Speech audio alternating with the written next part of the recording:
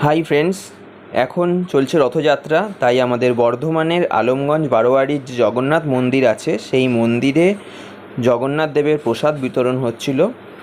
দিনে 4 বার এই প্রসাদ দেওয়া হয়।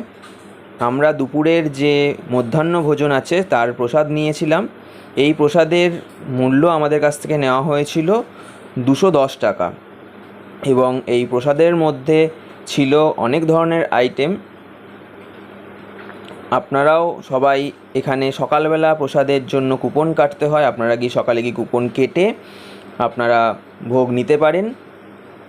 আমাদেরকে এই ভোগ দিয়েছিল আমারই এক বন্ধু শুভজিৎ সাহা।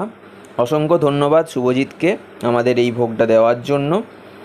দেখুন, এখানে অনেক ধরনের আইটেম আছে, যেমন চাটনি আছে, পনিরের তরকারি আছে 2 ধরনের, তার সঙ্গে লুচি আছে, একটা বড়া আছে, 3 ধরনের ভাজা আছে, ডাল আছে,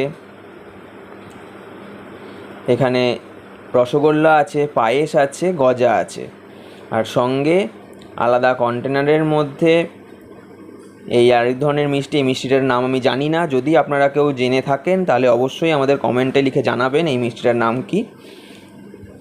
দেখুন, খেতে খুব ভালোই ছিল মিষ্টিটা, আমি কোনো দিন খাইনি এর আগে, এই প্রথম আমি খেলাম, বেশ ভালোই লাগলো মিষ্টিটা খেতে।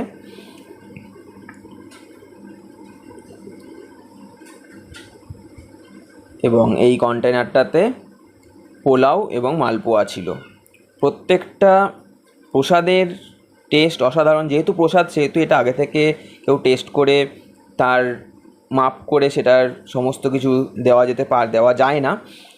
তাই প্রসাদের টেস্ট খুবই সুন্দর ছিল, আমাদের খেয়ে খুবই ভালো লেগেছে।